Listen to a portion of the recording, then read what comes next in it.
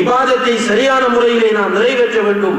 அந்த இபாதத்தின் மூலம் எதிர்பார்க்கப்படுகிற தக்வாவை நாம் அடைந்து கொள்ள வேண்டும். அன்புள்ள சகோதர சகோதரிகளே, இந்த இபாதத்தின் மூலம் கிடைக்கிற அந்த தக்வா, அல்லாஹ் தஆலா இபாதத்தின் மூலம் நமக்கு தக்வாவை தருவார். அந்த தக்வா நம்முடைய உள்ளங்களில் படியக்கூடிய அந்த கரைகளை அகற்றும். இந்த தக்வா நம்மிடத்தில் சரியாக வர வேண்டும் என்றால் அல்லாஹ் சொல்கிறான், குல் வஅன்ன ஹாதா ஸிராத்தி முஸ்தகீமா, நிச்சயமாக இதுதான் என்னுடைய நேரான வழி. வஅன்ன ஹாதா ஸிராத்தி முஸ்தகீமா, இதுதான் என்னுடைய நேரான வழி. ஃபத்தபிஊ, அந்த வழியே நீங்கள் பின்பற்றுங்கள். வலா தத்தபிஉஸ் சுபுல், வேறு பல வழிகளை நீங்கள் பின்பற்ற வேண்டாம். ஃபதஃபர்ரக பிகும் அன் சபீலி, வேறு வழிகளை நீங்கள் பின்பற்றினால் அது அல்லாஹ்வுடைய அந்த நேர்வழியை விட்டு உங்களை திசை திருப்பிவிடும், உங்களை பிரித்துவிடும். ذَلِكُمْ وَصَّاكُمْ بِهِ لَعَلَّكُمْ تَتَّقُونَ. இந்த உபதேசத்தை அல்லாஹ் எதற்காக உங்களுக்கு சொல்லுகிறான் தெரியுமா? உங்களுடைய உள்ளத்தில் தக்வா வருவதற்காக. இபாதத்தின் மூலம் தக்வா வர வேண்டும் என்றால் நாம் நபிகள் நாயகம் ஸல்லல்லாஹு அலைஹி வஸல்லம் அவர்கள் காட்டி தந்த அந்த நேர்வழியை பின்பற்ற வேண்டும். பொதுவாக உலமாக்கள் சூரத்துல் கஹ்ஃபினுடைய கடைசி வசனம், فَمَنْ كَانَ يَرْجُو لِقَاءَ رَبِّهِ فَلْيَعْمَلْ عَمَلًا صَالِحًا وَلَا يُشْرِكْ بِعِبَادَةِ رَبِّهِ أَحَدًا என்ற அந்த வசனத்திற்கு விளக்கம் சொல்வார்கள். அதாவது யார் மறுமையிலே தன்னுடைய ரப்பை சந்திக்க வேண்டும் என்று விரும்புகிறாரோ, ஆதரவு வைக்கிறாரோ, فَلْيَعْمَلْ عَمَلًا صَالِحًا, அவர் சாலிஹான அமல்களை செய்யட்டும். وَلَا يُشْرِكْ بِعِبَادَةِ رَبِّهِ أَحَدًا, அல்லாஹ்வுக்கு எந்த ஒன்றையும் அவர் இணையாக்கி விட வேண்டாம் என்ற இந்த குர்ஆன் வசனத்தை அமல்கள் ஏற்றுக்கொள்ளப்படுவதற்கான அடிப்படையாக கூறுவார்கள். இந்த குர்ஆன் வசனம் தான் அமல்கள் எப்படி ஏற்றுக்கொள்ளப்படும் என்பதற்கான தெளிவை தரக்கூடிய வசனமாகும். அன்புள்ள சகோதர சகோதரிகளே, சில நேரங்களில் சில சகோதரர்கள் மாஷா அல்லாஹ் அவருடைய எண்ணம் தூய்மையானது. அவர்கள் என்ன நினைக்கிறார்கள் என்றால், நம்ம நிறைய அமல் செய்ய வேண்டும், நம்முடைய உள்ளம் பரிசுத்தம் அடைய வேண்டும், அல்லாஹ்வுடைய ரிதாவை பெற்றுக் கொள்ள வேண்டும், அல்லாஹ்விடம் நெருங்க வேண்டும், நரகத்திலிருந்து நம்மை பாதுகாத்துக் கொள்ள வேண்டும், சுவர்க்கத்திற்கு நாம் நுழைய வேண்டும் என்ற அந்த தூய்மையான நோக்கத்தோடு நிறைய அமல் செய்வார்கள். அமல்களிலே அதிகமாக ஆர்வம் காட்டுவார்கள். ஆனால் இந்த குர்ஆன் வசனத்தை கண்டுகொள்ள மாட்டார்கள். அமல்களிலே யாரெல்லாம் எதையெல்லாம் அமலாக அவர்களுக்கு அறிமுகப்படுத்துகிறார்களோ எல்லா அமல்களையும் எடுத்து நடப்பார்கள். ஒருவர் இப்படி ஒரு தொழுகை தொழுங்கள் என்றால் உடனே தொழுவார்கள். இன்னும் ஒருவர் இந்த துஆவை ஓதுங்கள் என்றால் அந்த துஆவை ஓதுவார்கள். இந்த தொழுகை, இந்த துஆ, இந்த திக்ர், இந்த நோன்பு ரசூல் ஸல்லல்லாஹு அலைஹி வஸல்லம் அவர்கள் காட்டி தந்திருக்கிறார்களா என்று அவர்கள் பார்ப்பதில்லை. ஏனென்றால் அவர்களுடைய நோக்கம் நல்லது.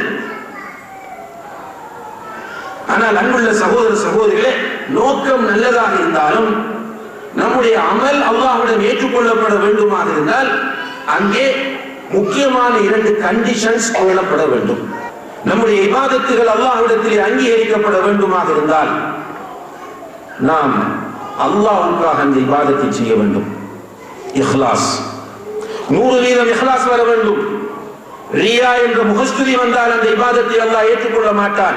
இதுக்காகத்தான் உலமாக்கள் நியத்தை இபாதத்துகளுக்கு ஷர்த்தாக ஆக்கினார்கள். ஒவ்வொரு இபாதத்திற்கு முன்னாலும் நியத் ஷர்த். இரண்டாவதாக நாம் செய்யக்கூடிய இபாதத் நபிகள் நாயகம் ஸல்லல்லாஹு அலைஹி வஸல்லம் அவர்கள் காட்டிய முறையில் இருக்க வேண்டும். நபி ஸல்லல்லாஹு அலைஹி வஸல்லம் அவர்கள் காட்டிய முறையில் அந்த இபாதத் இல்லை என்றால் அந்த இபாதத் ரிஜெக்ட் பண்ணப்படும். அது பித்அத் என்ற நிலையை அடைந்துவிடும். எனவே கண்ணியத்திற்குரிய சகோதர சகோதரிகளே, அல்லாஹ்வின் நல்லடியார்களே, நம்முடைய அமல்களை அல்லாஹ் ஏற்றுக்கொள்ள வேண்டும். அந்த கவலையும் பயமும் நம்முடைய உள்ளத்தில் இருக்க வேண்டும். அல்லாஹ் தஆலா அல் குர்ஆனில் ஒரு வசனம் இறக்குகிறான், அல்லதீன யுக்தூன மா ஆதூ வ குலூபுஹும் வஜிலா. அல்லாஹ் கொடுத்ததிலிருந்து அவர்கள் செலவு செய்வார்கள், ஆனால் அவர்களுடைய உள்ளத்தில் பயம் இருக்கும் என்று அல்லாஹ் தஆலா சொல்கிறான். அல்லாஹ் கொடுத்ததிலிருந்து செலவு செய்வார்கள், செலவு செய்யக்கூடிய அவர்களுடைய உள்ளத்தில் பயம் இருக்கும். இந்த வசனத்தை ஓதி காண்பிக்கும் போது அன்னி ஆயிஷா ரலியல்லாஹு அன்ஹா அவர்கள் கேட்கிறார்கள், யா ரசூலல்லாஹ், அல்லாஹ் கொடுத்ததிலிருந்து செலவு செய்கிறார்கள். ஏன் பயப்பட வேண்டும்? இவர்கள் என்ன திருடக்கூடியவர்களா? மதுபானம் அருந்தக்கூடியவர்களா?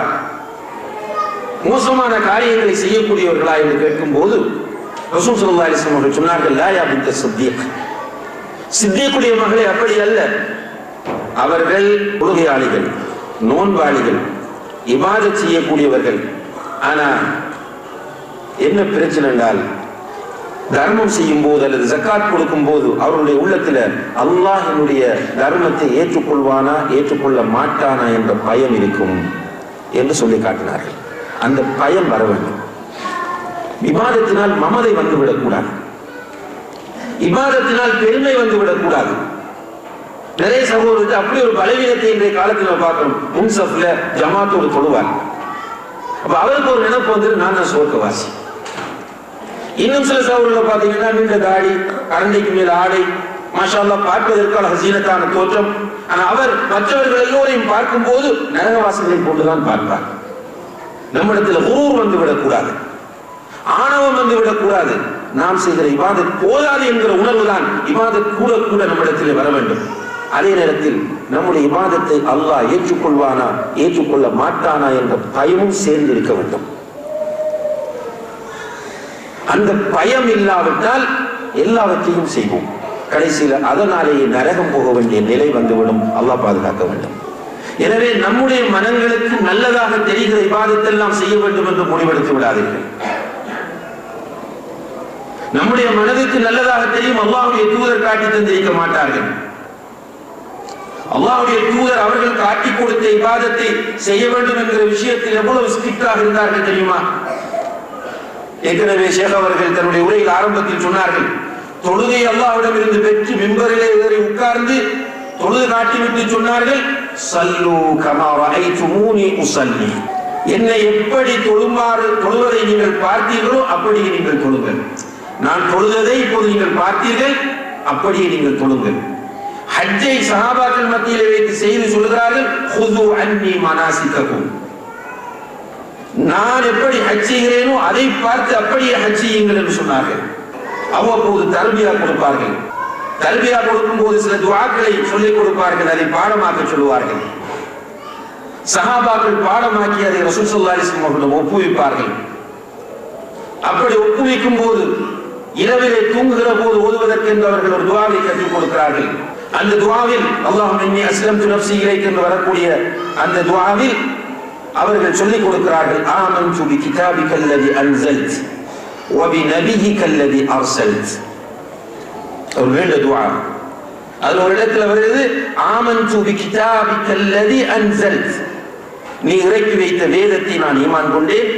வ பி நபியிக அல்லதி அர்ஸல்த், நீ தூதராக அனுப்பி வைத்த நபியையும் ஈமான் கொண்டேன். இதை பாடமாக்கின சஹாபி பாடம் கொடுக்கிறார். ஆமன்து பி கிதாபிக அல்லதி அன்ஸல்த் வ பி நபியிக அல்லதி அர்ஸல்த் என்று வர்ற இடத்துல வ பி ரசூலிக அல்லதி அர்ஸல்த்னு சொல்றார். நபி என்ற இடத்துக்கு பதிலாக என்ன போடுறார்? ரசூல் என்றதை சேர்த்து சொல்றார். ரசூலுல்லாஹி அலைஹி வஸல்லம் அவர்கள் சொன்னார்கள், இது சரி வராது. நான் நபி என்று சொல்லி தந்தால் நீ நபி என்று தான் சொல்ல வேண்டும். நான் ரசூல் என்று சொல்லித் தரவில்லை என்றால் அந்த இடத்தில் நீ ரசூல் என்பதை பயன்படுத்தக் கூடாது என்று ரசூலுல்லாஹி அலைஹி வஸல்லம் அவர்கள் அவரை திருத்தி கொடுத்தார்கள். ஏனென்றால் அவர்களுடைய சுன்னா பூரணமானது. நம்மை சுவர்க்கத்திற்கு இட்டுச் செல்லக்கூடிய அனைத்தையும் அல்லாஹ்வுடைய தூதர் ஸல்லல்லாஹு அலைஹி வஸல்லம் அவர்கள் நமக்கு சொல்லித் தந்திருக்கிறார்கள். கண்ணியத்திற்குரிய சகோதர சகோதரிகளே, டொய்லெட்டினுள் நுழையும் போது அக்ரமக்குமுல்லாஹ் என்ன நாம் ஓத வேண்டும்? அல்லாஹும்ம இன்னி அஊது பிக மினல் குபஸி வல் கபாயிஸ். டொய்லெட்டிலிருந்து வெளியே வந்தோம் என்ன ஓத வேண்டும்? ஓஃப்ரானிக். இது யார் கற்றுத் தந்தது? அல்லாஹ்வுடைய தூதர் ஸல்லல்லாஹு அலைஹி வஸல்லம் அவர்கள் கற்றுத் தந்தது.